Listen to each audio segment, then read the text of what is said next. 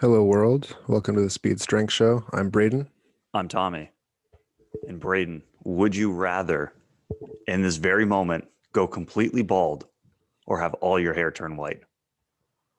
Oh, interesting. In this moment, and then Like right now, from like, it goes forever. and yeah, this would be the onset of it. White for sure. Any Yeah. reasons behind that?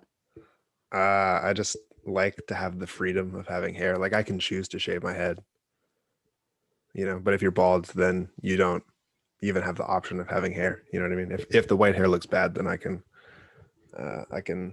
shave it. But we had the conversation before about how my brother shaved his head last summer, and Oh, that's right. Yeah. that looked bad. So You ripped on him for it. yeah. Plus, I don't know. I think if you're bald but you have a beard, it kind of balances out and everything looks pretty nice. But I'm not so good at growing a beard, so I don't think it would look that nice. So that plays into it. Yeah, yeah. How about you? I would go the Yes. opposite way. Well, you're basically bald all the time anyway. Well, that would, yeah. So my thought behind it was what's the least noticeable difference? That's And good. so as a dark haired individual who always like my hair's very long right now. I haven't cut it in probably like 6 or 7 days. So my hair is That's not extremely long long. right now. That's not long at all, man. No, it is. It's a mess right now. I haven't I cut my hair noticed in I like notice a difference when I wake up in the morning. I'm like, it's too long. I need to cut this I again. think So as someone who always has their hair like buzzed with like the number one clip on the razor and who has dark hair, I feel like if all of a sudden if I showed up on the call one time and my hair was just snow white, I feel like you would notice right away yeah, because I have dark hair. As where if I decided one day to use no clip on the razor instead of the one, you may not even notice, or you might just go, he cut his hair even shorter this time. So I was going by the what's the least noticeable difference. So that's why I would pick just hmm, bald. that's fair. I do think. Well, I mean, I know I would notice both for sure. The white would probably be a bigger contrast, but I mean, I can't imagine the tone of your scalp is that much like darker than white, you know? No, that's true, but I guess it's just, and then my hair, like as it goes longer, like if I decide to grow it out a little bit longer, you really notice how dark it is. Yeah. So then if I grew my hair out at all and I had like bright white hair, you would notice right away that it was just a huge 180 Mm, from what I had before. So that would have been my rationale that's interesting. That's behind an it. interesting way to think about it. Like whatever's the least noticeable change. Because I think the white hair is probably least noticeable for me too. Well, and that's why I wasn't sure if like as soon as you said that, I was like, oh, I wonder if he's picking, the white hair for the same reason I'm picking no hair. Yeah. No, I don't know. It's for me, like, it wasn't because of that, but that's an interesting parallel. But I don't know. I think having hair gives you more freedoms, which like it does. And I don't think white hair looks bad, honestly, um, if it matches your complexion to an extent. So I mean, honestly, none of it is necessarily good or bad. yeah, Like certain people can pull off certain looks, yes, right? And there's some people I think of, um, who's the comedian's name? Steve Martin, who's had like white hair for probably almost all his career. yeah, it suits him. And he can, yeah. Or you just get used to it. Like that's what their hair looks like. So I feel like there's, like you said with your brother, like as soon as you buzz his hair and you're like, no, you know what? Let's not do that ever again. Yeah, Like yeah, there's certain styles that can fit certain people. So yeah. But I mean, right now he has a beard, so it might actually, if he decided to do it again, it might look better. Um, yeah, maybe it's yeah. time to play around. Do you I didn't think? consider the beard part. I grew a pretty trash beard, Yeah, but I've never seen you with a beard either. I've never like honestly really tried. Mm. I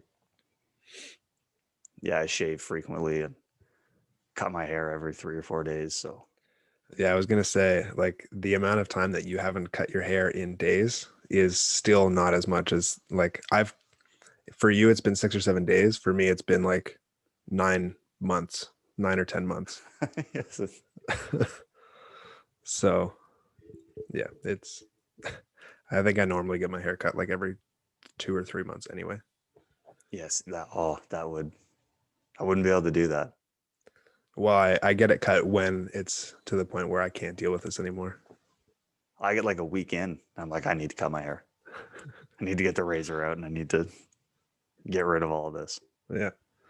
Um, that's interesting. Would you say that your hair length is potentially a very volatile quality or adaptation, maybe?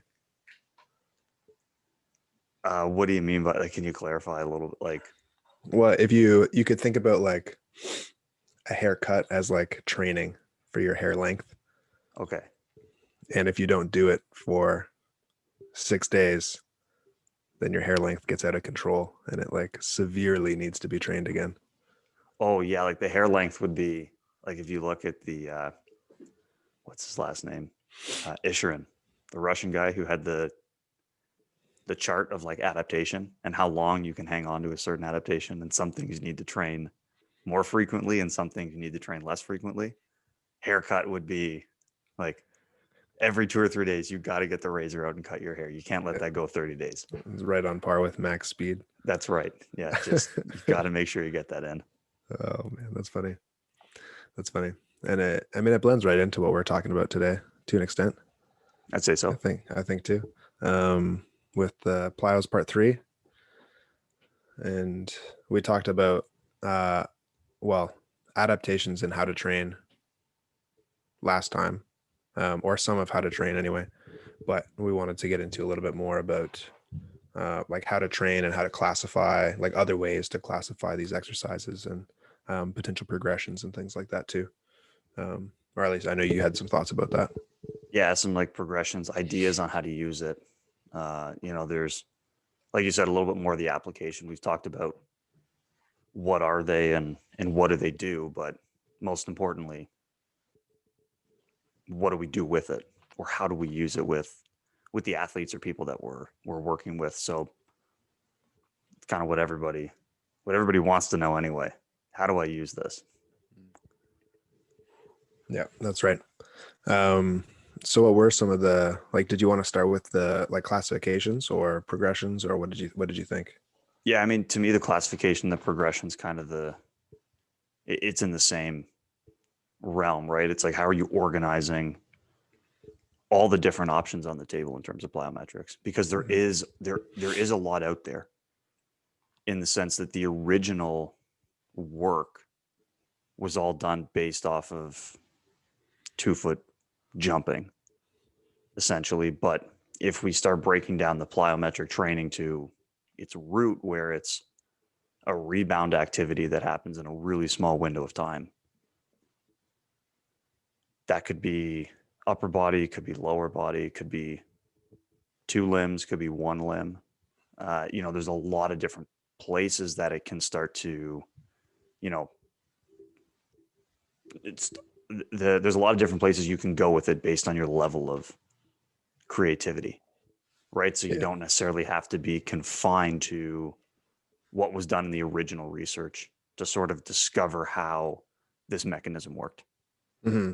Yeah, I like that you said upper body and lower body, or one limb or both limbs, because I mean, I think especially upper body, we don't think about uh plyos in the same context anyway. Like you think about throws and stuff like that, but with how we're defining plyos with like a rebound, I think a lot of people don't do those or don't realize it's something that you can do, um, or wouldn't know how to set it up, because the like you can't. It's hard to rebound off of the ground with your arms, with your hands. So you'd kind of have to do more of like dropping, like catching a weight and throwing a weight, which is hard to set up and potentially dangerous. Yeah, and I mean the other thing too is I think plyometric training can be helpful for different types of throws, right? Like throwing a baseball, throwing a football, a javelin, things like that. But I don't necessarily know if they fall under like plyometric because there isn't really the window of time is different. Um, and there's not really like a rebound. There's a load and go component of throwing, In the same way, there's sort of a load and go component of getting off the ground with your foot.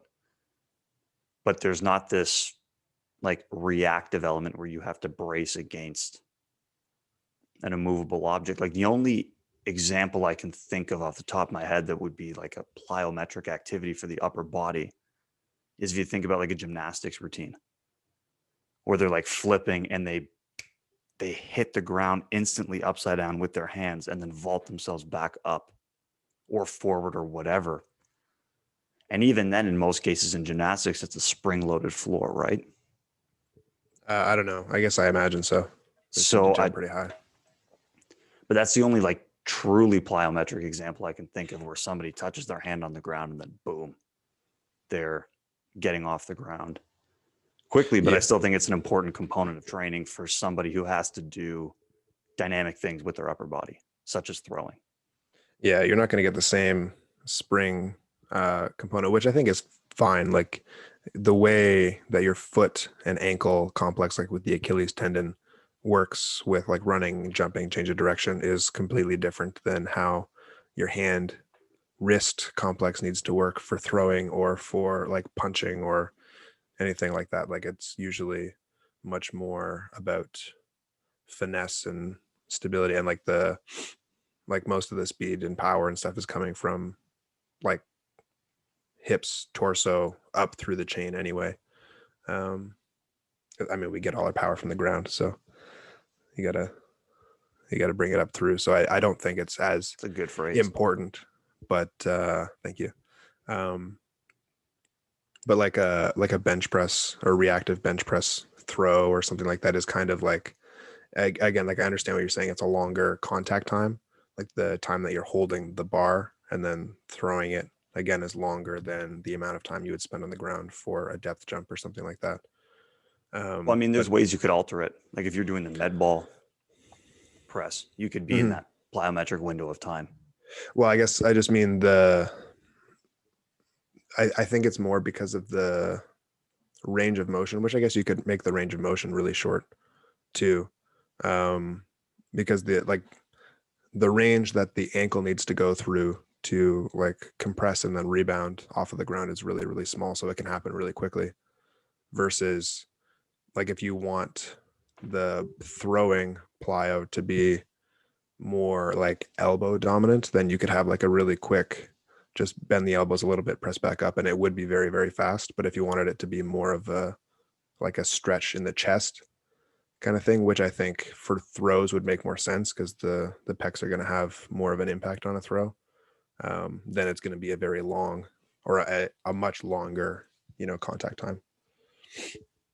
Yeah, I mean, that's fair. And that's also, I mean, again, I think that's the reason now why we're talking about how do you classify this stuff? How do you organize it within your training? Because as you've highlighted, just one small change that seems really subtle on the outside could actually have a pretty big impact in terms of what the outcome is going to be from your training in general. So I think that's why it's important to think about that. And I don't necessarily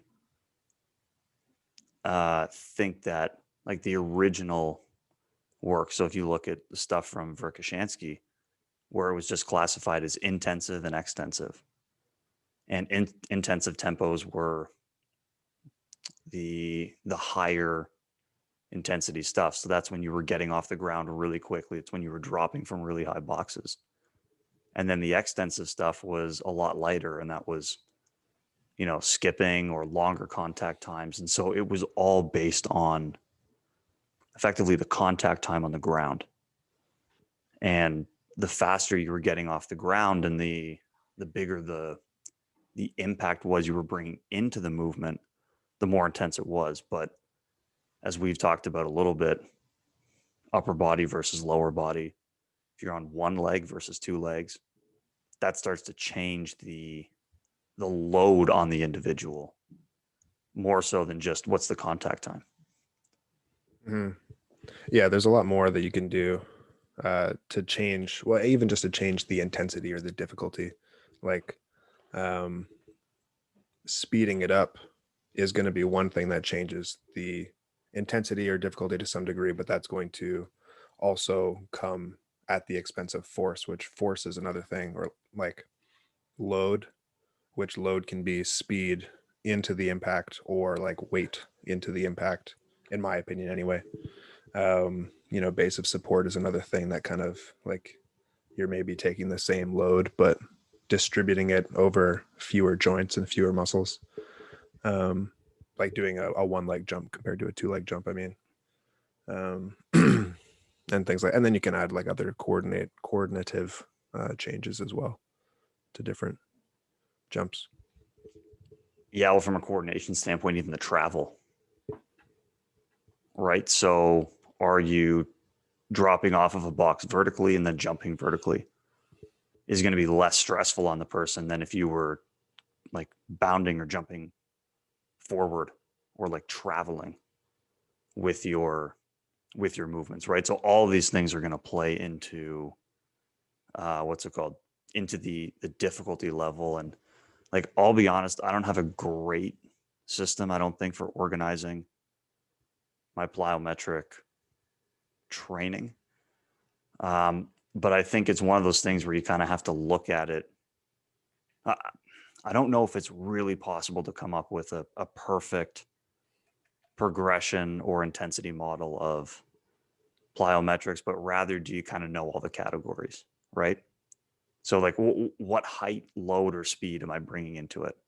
Like you mentioned before, right? And there's going to be higher or lower intensities. Well, am I moving in the same direction or am I moving in a different direction or changing direction? Because that's obviously going to skew it one way or the other. Am I on two legs or am I on one leg? Because if I'm on one leg, it's going to be more intense. And so I tend to think a little bit more about the category and even the skill involved, and then go, okay, something like alternating single leg bounds are pretty intense because you're traveling both up and forward and you're on one leg. And there's a pretty high coordination level if you do it correctly versus something like, just a classic drop or depth jump. So again, I don't have a super clean system, but I try to look at each of the factors and then go, well, am I on the more or less intense scale of those things? And there's some cases where a single leg movement might be less intense than a double leg movement, or vice versa, depending on all the factors put together. Yeah, well, I mean, it's really going to tell or depend on like who the individual is that's doing these things. I find that like I think something like single leg alternating bound going forward has more of it it can be very intense for sure, but I think it has more of a coordinative thing. Like somebody who has a high degree of coordination can do it well. The output's just not going to be that high.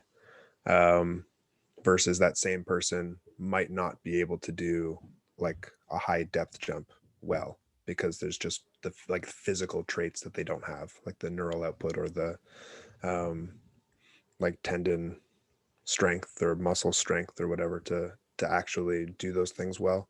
Versus somebody might have the muscular neural drive, all that stuff to do a depth jump well, but not have the like cognitive ability to organize their limbs in a way to alternate that way. Um, and I find that like that gets even more indicative, like the more complex, and like you talk about with a forward bound, like you're traveling up and forward, but it's like the trajectory of each bound is the same. Well, yeah, it's a combined trajectory. Yeah. You're not going up and then forward or forward and then up, or like Right. it's combined at the same time.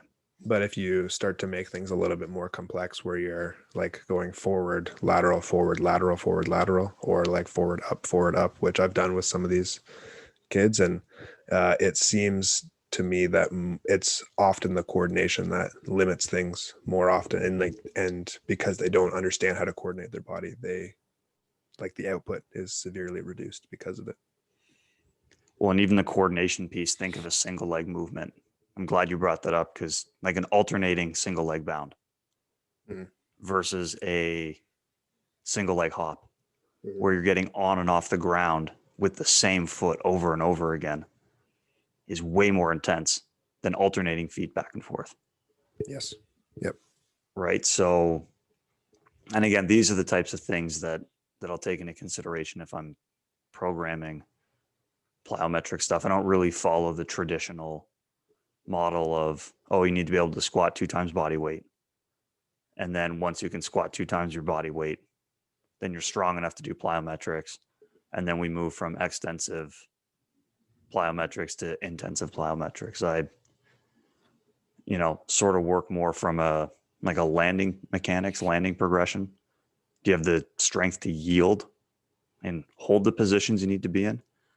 And then you're kind of right into this like web that we're talking about where, yeah, you start playing around with all these different factors, and there's probably some safe places to start on single leg, probably safe places to start on double leg, depending on what you wanted to do. And then you can kind of branch out from there based on the qualities the athlete has, or like you said, what you think is important. If single leg's really important, then you start working with some simple single leg things, just in place or landing or something like that. And then you can progress to more advanced stuff. But I don't think it's as linear a process as maybe we're traditionally taught, or what's traditionally in the research where this stuff came from. Yeah, I like the web analogy a lot for sure. I think um, you need to know that, like, I don't think the landing mechanics need to be like, they need to be taught and they need to be done like to some reasonable success, but they don't need to be like stressed. You know what I mean? Like, I think if someone understands how to land, then they're good and you can move on. Um, but I think it's helpful to like look at the athlete and like where are you in terms of, like, you don't have to actually quality or quantify what it is, but where are you in terms of like your strength level, your like reactivity level, your like coordinative level, and like all these different things. And then you can kind of have an idea where each exercise is on all of those levels. And if, if the athlete's a 5 in strength, then they can handle anything that's a 5 or below in strength in terms of plyos kind of thing. And then I think you can also use those strengths to help guide an athlete in the direction that you want them to go.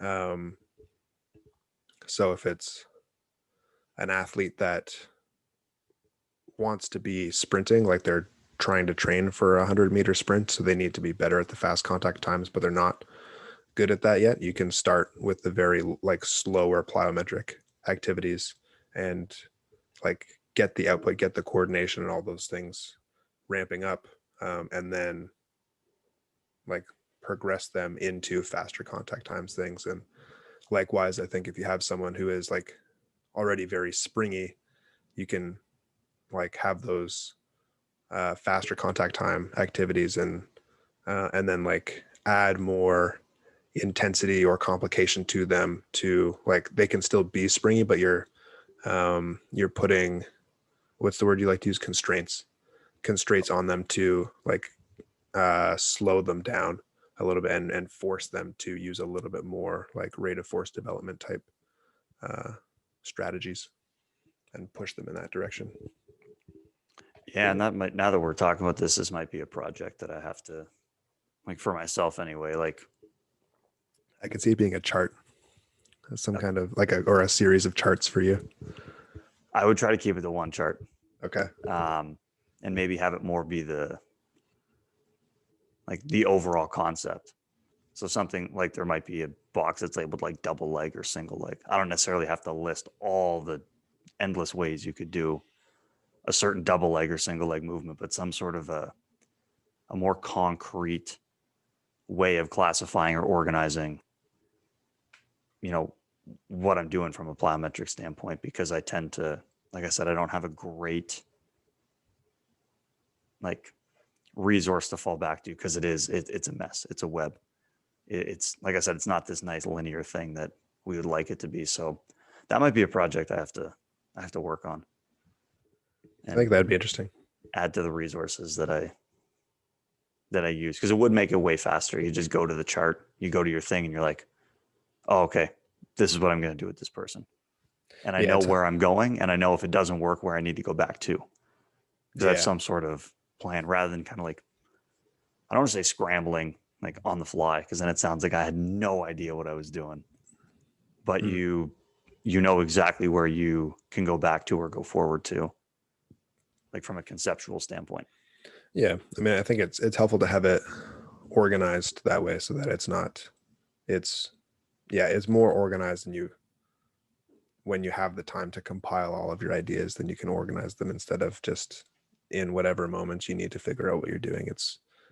I mean, it's not instinctual for me. I haven't been like thinking about this stuff for very long, but um, it's more based off of feel, I guess, and like where are these people at, and like what's something that's a reasonable challenge for them,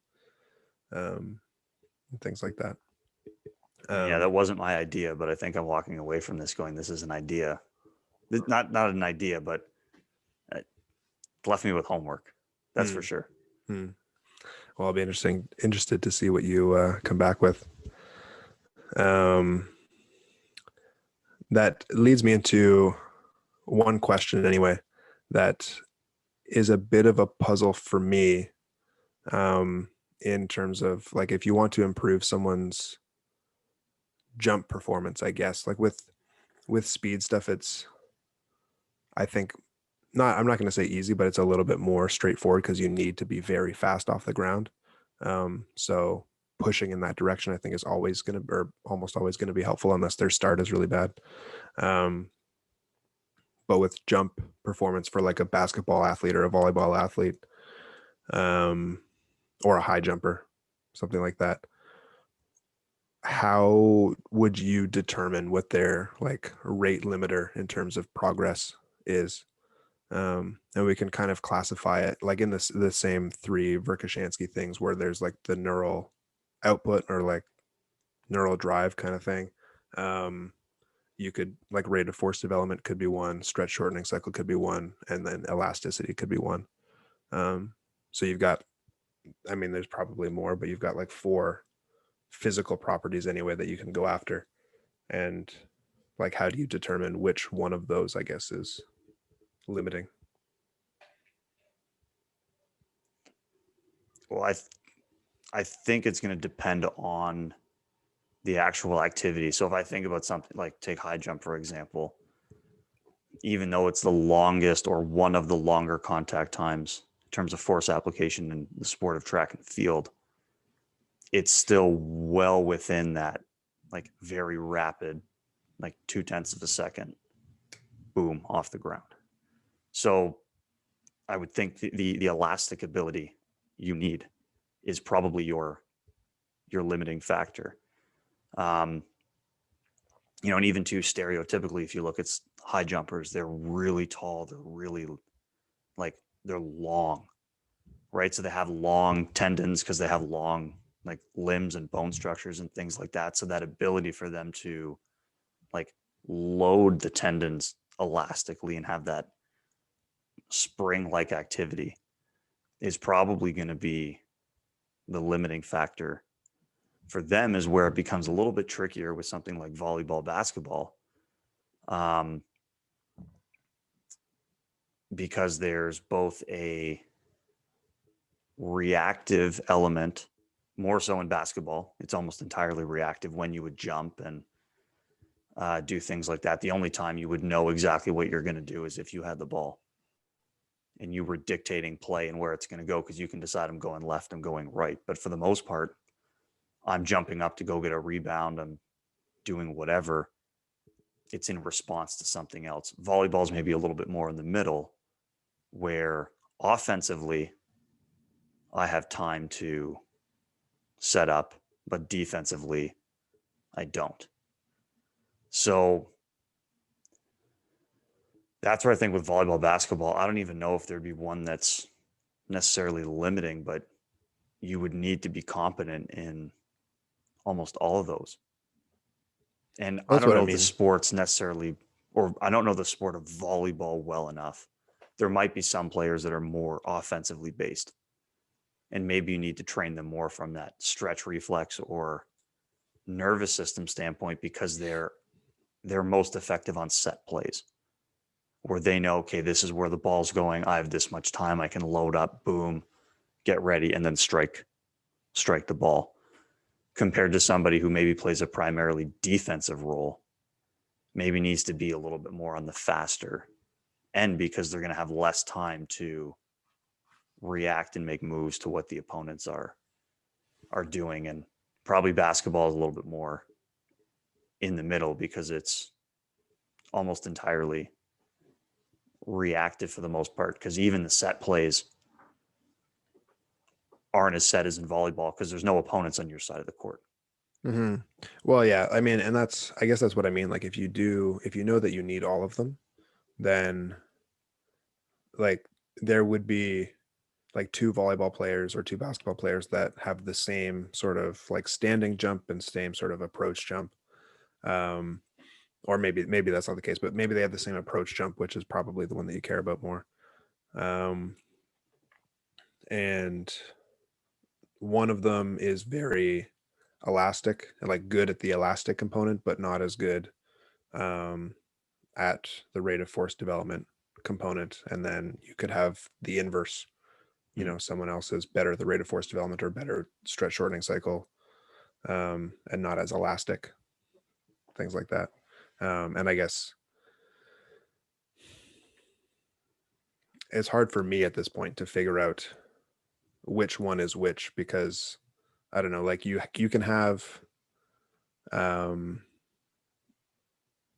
like you can have kids that like they're weak and not very elastic. So I guess if I'm thinking about it, they probably benefit from everything. So it And you maybe doesn't probably do matter that anything much. with them and they'll get Yeah. better. Yeah. Okay. Maybe it doesn't matter that much then. Do you think it's easier to tell, like with older athletes, probably, who's like more elastic and needs to get stronger, and who is strong and needs to get more elastic?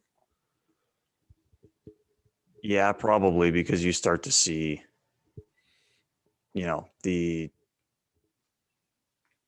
someone, like you said, someone who's not very strong can still, in some cases, jump out of the gym.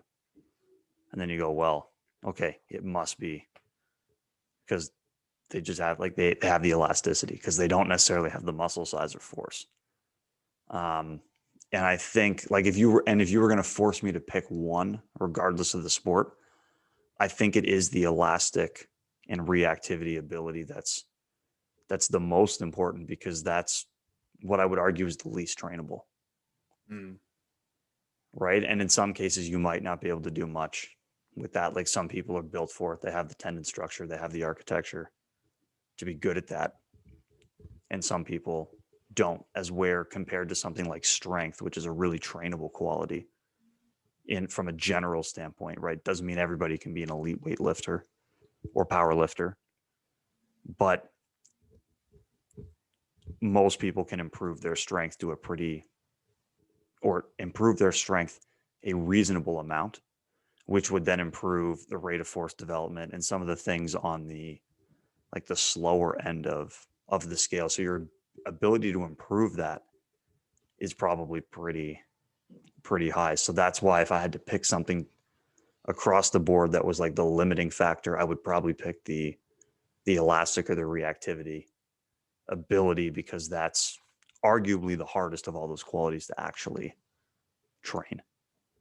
And Yeah. in some ways is going to separate the elite from the sub elite, from the great, from the good, from the, they don't even belong in the sport. Yeah, I mean, that makes sense. I guess with that being the fastest of the qualities, and like speed being so important in like 99% of sports, that makes a lot of sense. And when people get into training, like that's probably the thing that they won't be spending time on. Um, yeah, yeah, that makes sense. That kind of gets me into another thought that I have mentioned, but not actually explained to you yet. Yeah, you kept it a secret for this one, Yeah. which is good. So I was listening to a podcast. I don't remember the guy's name, but he was talking about how like you can see these athletes that are very strong to the point where training strength will not improve your sprint performance or jump performance. Um, and with those athletes, I mean, he's in favor of strength training, and ideally you're doing strength training all year round and you're doing speed and jump performance training all year round as well.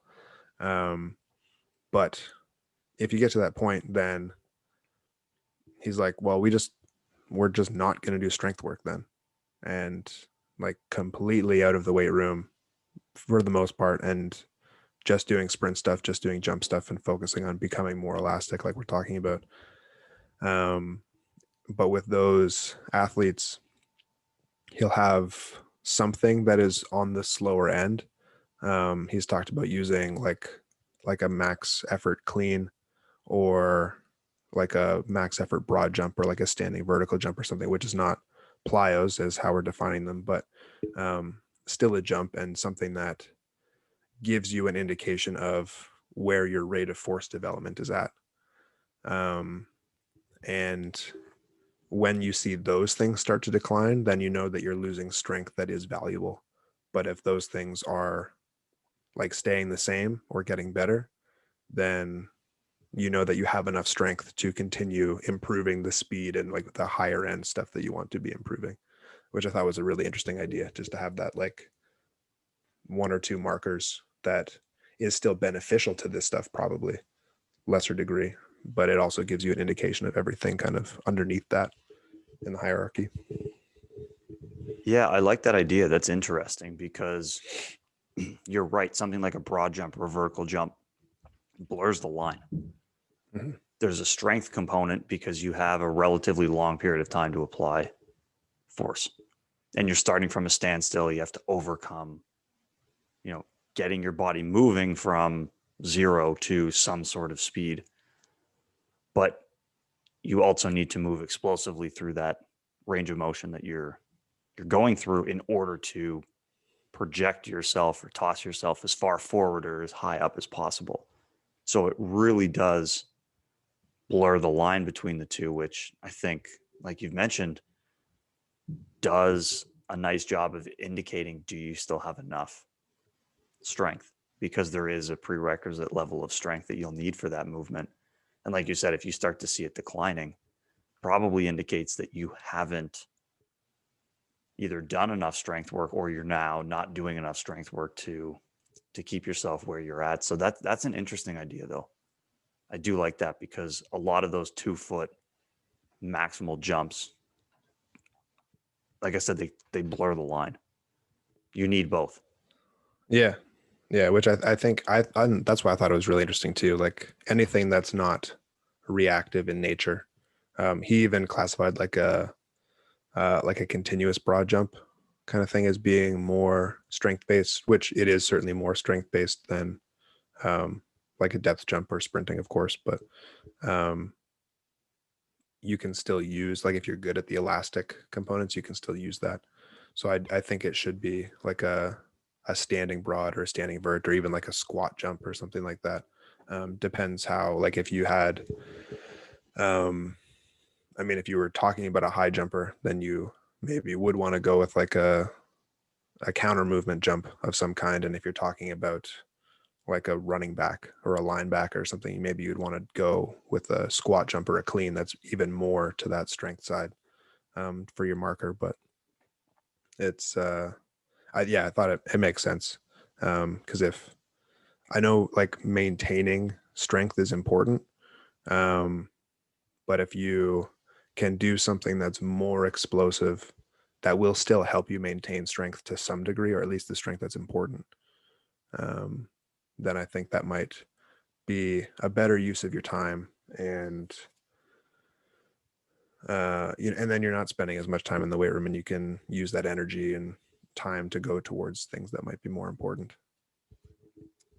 Yeah, no, I do like that idea. It's an interesting marker to throw in. And for the most part, I mean, I say it's an interesting marker to throw in. I mean, a lot of people are probably doing some form of a counter movement jump, squat jump, broad jump in training anyway. So you almost don't even need to add something to what you're doing. You just need to maybe pay closer attention to how it's changing over the course of training or anything like that. But I really do like that. Like I like that idea a Mhm. lot. Yeah. And he was saying too, like, if you stop doing weight room stuff and stop sprinting and all you do is this like one counter movement jump every week, then like you're going to get weaker for sure. But if you're still like, if you're not in the weight room, but you're still doing your jumps and your sprints and all that stuff, then like you're like, you are using strength doing those things too, and you're not going to maintain 100% probably, but when you come back in the weight room after like whenever that marker declines, maybe you're at like 90% or 92% of where you were, which is still good. And then in a couple weeks you can be back at that 95, 98. you know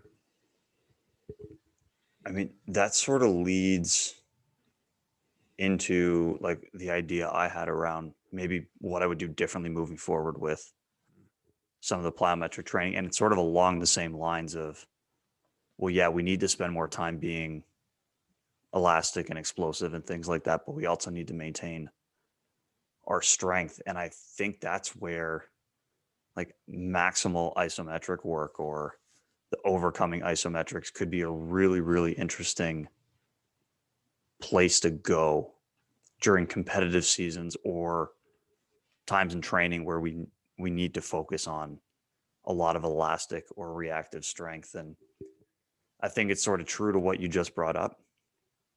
How do we maintain our strength? Because we need a baseline level of it in order to perform a lot of the movements that we do. But then also, as we've explored some of this plyometric stuff, it's way more about the tendons and the elasticity that we produce in these movements than it is about concentric muscle force.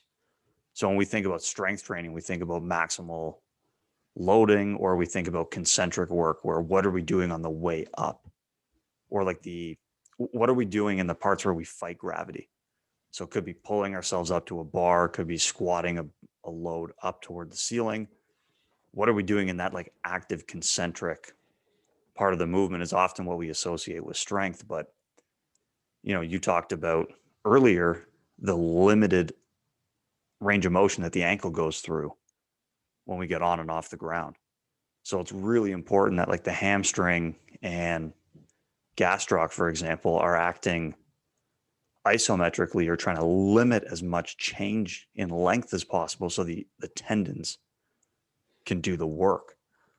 So started to think about, okay, is there maybe more importance on doing like high intensity isometric or overcoming isometric type work during these periods of time? Because A, it'll help us maintain the strength we would have built up beforehand, but then B, it's more targeted to the way the muscle is going to have to produce this high level of force during these movements via resisting length change rather than producing force concentrically.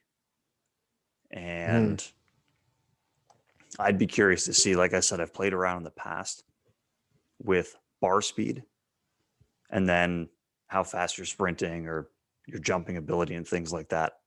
I'd be more curious now to go back and do stuff like that again. But instead of measuring bar speed on the movements, measuring the output on an isometric movement. And as you see the ability to produce more force isometrically, do you see improved return on speed, change of direction, reactive jumping ability, things like that, because the muscle is more prepared to work in the way it needs to for those other Mhm. movements. Yeah, I think that's a really interesting idea. I do think it makes sense, and I think it's potentially, I don't know, like I don't fully understand it, but I've heard of, um, well, like my Cairo, he works with baseball players, and I think he was a pitcher, and I think predominantly works with pitchers. Um, and a lot of or maybe all of the max strength work. I'm sure he does other strength work, but I think the predominant amount of max strength work he does with them is isometric in nature, where it's like, at least the last time we talked about it was just like you unrack a bar that's more than you can squat, but you just stand there and hold it. And or you unrack a bar bench press and you just hold it. And he was using it more for the neural drive aspect of it and just getting the other ends of the curve. Um, but I think from that perspective, it makes sense. And that way you're not moving slowly.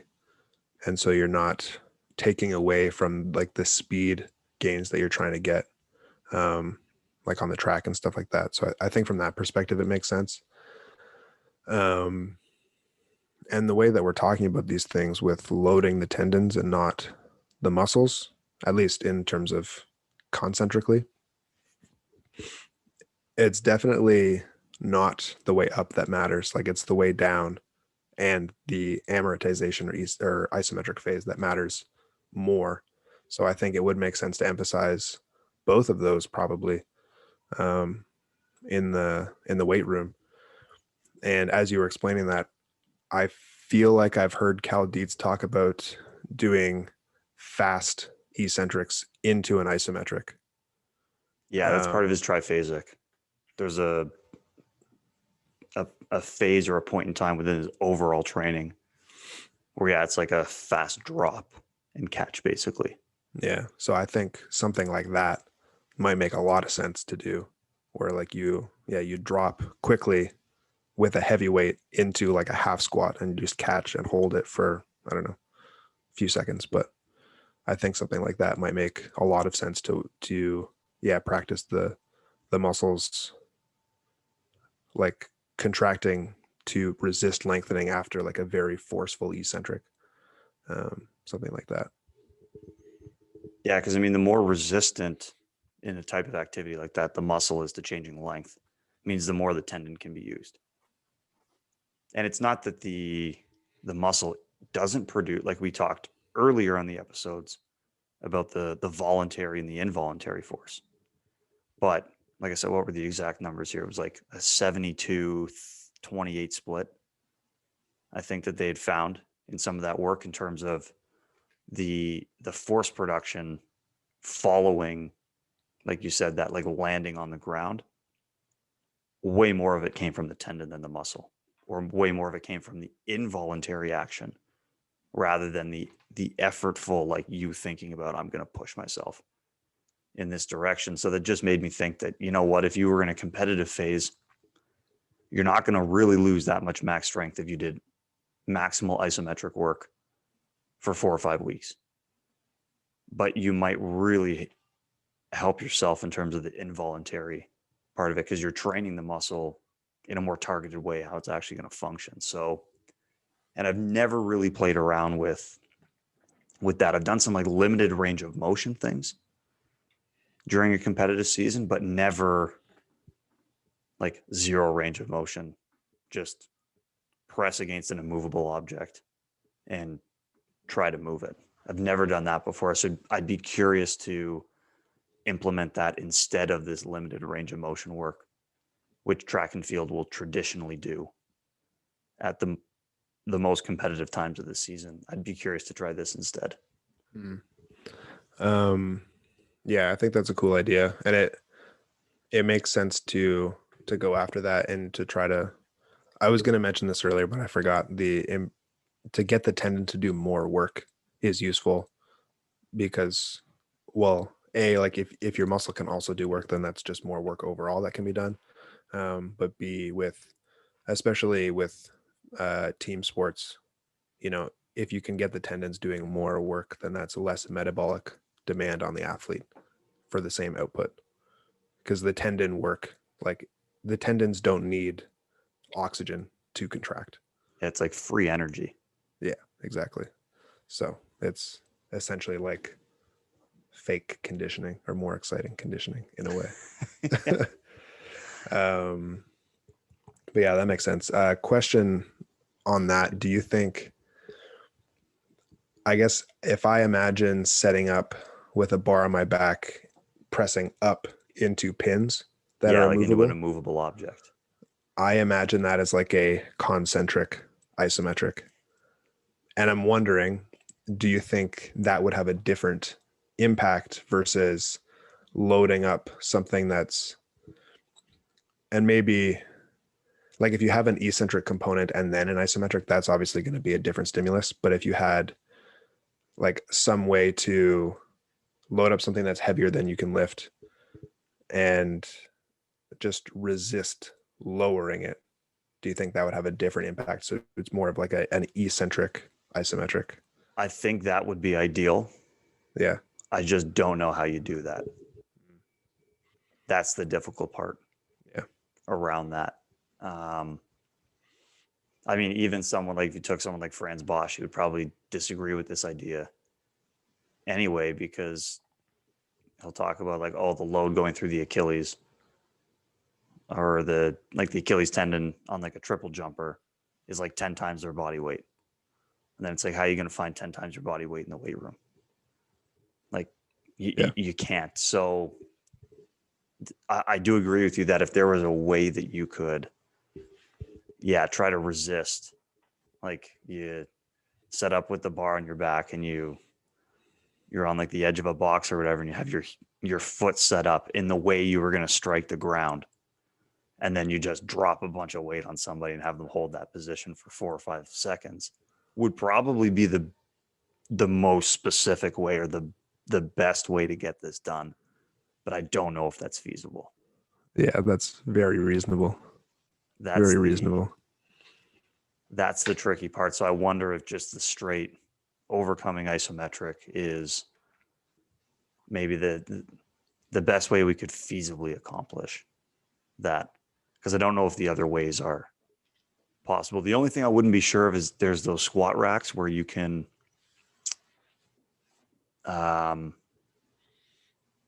like move and lock the safeties in place. Mm-hmm. Right? Like the Yep. ones where you could have the bar on your back, you could load up, you could jump. And then once you've finished your jump, the weight stays up and then you just land with your body weight. Mm-hmm.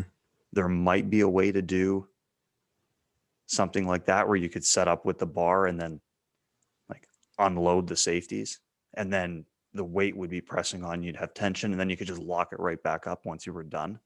Mm-hmm. But I've never seen one of those in person. I've never used one, so I don't exactly know how they would function. Mm-hmm. Yeah. I mean, and the idea of just putting somebody unloaded, like to have someone go from unloaded to all of a sudden you have 300 pounds on your back is scary. Uh, yeah. You'd have to I mean, it's what practice that. happens in a lot of these jumping movements. Well, I Like guess you're unloaded, you're in the air, and then boom, you hit the ground. But I guess the difference is like that load is going through the foot and then dissipating up the chain versus like I think your Achilles tendon is much more equipped to handle that than your discs. Yeah. And regardless, let's say there was even a way that we could do something like that, whether it was, like you said, an isometric, and then all of a sudden the weight disappears and then you explode up, or there's no weight and then you have to resist the change. I still might start with just basic overcoming isometrics before you moved into. Yeah, this can't be That's step almost an one. even more like, that's like another step beyond that. Yeah, you got to start at the basics for sure. So, but that would be my thought, is I've never really played around with a lot of that true overcoming max isometric work in conjunction with reactive or plyometric training. And I think it would pair nicely together, rather than like leaving reps in the tank, maximal strength work, or like limited range of motion strength work. Yeah. Yeah. But I've never done it. Again, it's just a thought. It's like something I'd have to There's play around with. Rationale anyway, so I think it's worth playing around with. And that's why I'm going to build that ISO platform, because there's only one way to do it. I got to do it myself first. There you go. Did you have any? Yeah, that's right. Did you have any other like ideas or thoughts that we haven't gotten to yet? No, that was my big thought, or my big idea, around maybe, how to work some of that max isometric work into it. I already do a lot of submax ISO work, like you talked about, like trying to hold a position. But it's obviously not maximal work. It goes on the lower intensity days, like, standing up on your tippy toes or something for 45 seconds or, Mhm. things like that. So already doing enough probably on the sub max side. It was, could I find a way to implement a little bit more on like the max side and really get people like working Mhm. against an immovable object. Mhm. But Yep. I've never tried it. So that's why if I do it, I would measure it in some way and, measure the output on the max isometric. And then you have that number to compare to whatever jumping you're doing or sprinting or things like that, Mhm. Mhm. and see if it helps. Maybe it doesn't. And Well, then you know. then not to waste your time with that. Yeah. I did have one other question. This might be quick. Well, it's got to be quick. We're almost out of time here. But um, how much do you think the foot mechanics in these plyometrics matter? Because, or I guess, how specific do they need to be to the kind of jumps you're training for? Because like the tendon stretch of the ankle in a sprint looks different than in an approach jump for basketball or volleyball. And like, I don't know basketball players as well. I imagine some of them would approach more similar to a high jump approach, and some of them would approach more similar to a volleyball approach. Um, but like, if you don't have that, like, load the midfoot or forefoot and spring action, if it's more of like a heel rotate to the toe kind of an action, um, do you think like training these springy elements matters as much, or would you train them in a different way? Or would you try to do more jumps like a continuous broad jump loads more heel to toe, versus like a continuous vertical jump loads more midfoot? I think it does matter. Um, from a not so much from a reactive or a physiological or a muscle tendon tissue architecture perspective, but I think from a coordination standpoint, Mm. it really does matter. And the reason I say that is because if I think about the hopping or like the small amount of jumping drills you see sprinters do versus you look across the track and see what the triple jumpers and the horizontal jumpers are doing, it's a little bit different because a sprinter, like you said, touches down the ground midfoot and then boom, has to get back up. As where a long or a triple jumper does a little bit more of that landing with the heel or completely flat footed. And then I want to say like rolls through the jump. Like at some point, you'll see the foot plant flat and then the shin is angled backwards and it rotates forward as the foot remains planted and then they take off, is where you would never Mhm. see a sprinter at high speed strike with the heel first and then No, because roll through the foot you're kind of slowing yourself at that point. because you're slowing yourself down. But with the jumps, you want to have a fraction more time to apply force because there's no time constraints. It's about jumping as far as you can. Well, yeah, and if you got all this momentum going this way and you need to go a little bit that way, then you kind of gotta And then you even see it out a something little sort bit. of blended a little bit more in the middle between, like with hurdlers, Mm. because they need the sprint speed, but they also, if you look at the way they take off prior to the hurdle, there's some similarities to long jump as well. So to answer your question, in my opinion, I think yes, it does matter. Probably what you're doing in the weight room and other things is going to be all quite similar because it's all very elastic. But I Hmm. think you'd be correct in saying that you would have to account for how the foot is striking the ground. Hmm. It's coordinatively, different people are going to figure it out in a different way based Hmm. on what the mechanic is, if it's more running or jumping. So I do think Hmm. the foot That's placement interesting. matters. So from a coordination standpoint, I would consider it. There are jump drills that I see long jumpers and triple jumpers doing that I wouldn't necessarily do with a pure sprinter Mhm. because I That's wouldn't interesting. want them to contact the ground that way.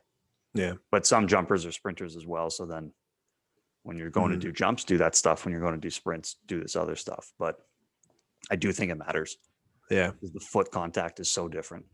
Yeah. That makes sense. That's good to know. I didn't realize that for like triple jump and and long jump, sorry, that the foot contact was like that far removed. I knew it would have been like more on that side, but I thought it was still pretty close to like that midfoot, but I guess not. Yeah, you'll see. Like I said, there's a doc. I can share something with you, but you can see how the person, as they take off the board, they pivot almost around the ankle, so their whole body is Mm. back, and then the foot stays on the ground, and they just completely pivot forward, and then take Mm-hmm. off. Whereas you would never, like I said, you would never see a sprinter or somebody sprinting, leaning back, and then contacting the ground, and then rolling forward. Again, I'm exaggerating all this, but when you look at it in still shots, you can see Mm-hmm.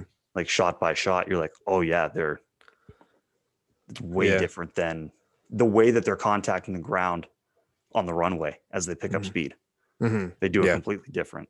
Mm-hmm. So That's interesting. I guess that would be pretty similar to, or not, it wouldn't be as extreme, but similar to like the javelin throw approach. I've heard is similar to that, where you like have the very severe like angle back, like as you're slowing yourself and you kind of push up more than you got to yeah, stop yourself, right? if you see a still shot of like a person just before they're about to hit the ground to throw the jab, like their one hand with the jab is super far back, their back is like arched backwards, and the opposite leg is like extended straight forward, and the heel is about to touch down on the ground, and it's a violent Mm-hmm. like thud and impact with the ground, and then everything just goes into the jab Mm-hmm.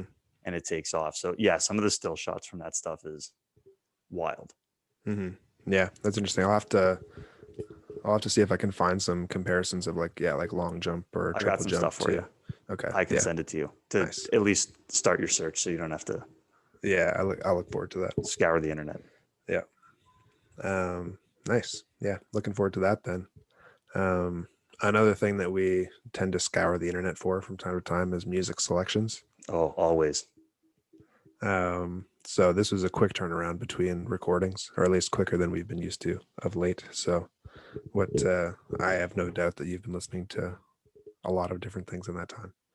Well, my lifting has changed starting this week.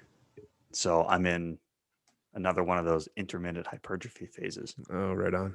So a lot heavier. So Hmm.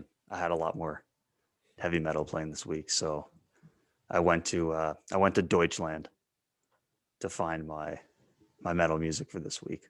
Mm-hmm. So some of the old school like German thrash metal bands, Mm-hmm. like Sodom, Creator, Tankard, some of the like Metallica, Slayer, Megadeth equivalents of Germany instead of the Nice. States.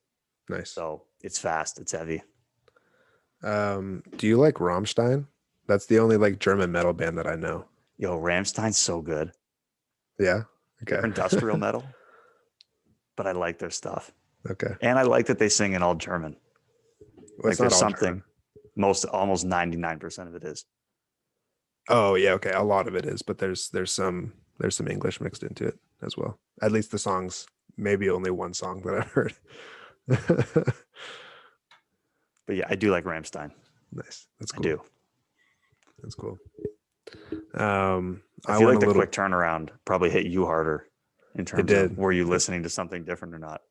Well, I intentionally listened to something different while I made breakfast this morning, so I had something to talk about. I put on the 2000s hip hop R&B playlist on Spotify, um, and then a song that I had never heard by Kanye West came on, and then I was like, oh yeah, I do like Kanye West. So then I listened to a little bit more of his stuff. I don't like all of it. I definitely don't like all of it, so I skip a bunch. But he's got some bangers for sure. So So yeah, you were hanging out with 2000s hip hop as you were making breakfast this morning. yeah, yeah, that's right. So that's where I was. Good stuff. But I plan to explore that a little bit more I because appreciate the level of dedication though, that you were like, this is a quick turnaround. I'm going to make a point of listening or trying to listen to something different. well, I always do like if I'm like working out or driving or yeah, making food or whatever, then when I have the opportunities and there's not like a podcast that I really want to listen to, then like I make a point of it. But it's whether or not I find something that I'm interested in listening to is the trick, because sometimes like the stuff that I want to try and listen to, I'm like, that's not what I'm looking for right now, So I mean, I then I bet the can't share audience that. appreciates it Well, that's good. because now you get more variety out of us. Yeah, that's right. That's right. So more hip hop, R&B type stuff to come, probably. We'll see where that goes. But anyway, yeah, that was a good one. Nice conclusion to the Plyo series. Yeah, it was a lot of fun. This won't be the last time we talk about Plyos, because they Probably come not. up in most podcasts anyway, I think. But And we have some experimenting to do now. We have yeah, new that's stuff right. to find. That's right. So gives us somewhere to go. Yeah, Learn a little bit, review some things, gives us somewhere to go moving forward, and allows us. We've just created more questions we have to answer. So that just means we've created more potential episodes down the road. That's right. Works for me. Yeah, absolutely. So if anybody has anything that they want us to look into and maybe do one of these series on, or like a quick episode, whatever, let us know on Instagram, Speed Strength Show, Speed Strength Performance, or Braden Southern. Yeah, and until then, that was the Speed Strength Show. Thanks for coming along, world. We'll see you next time. Peace.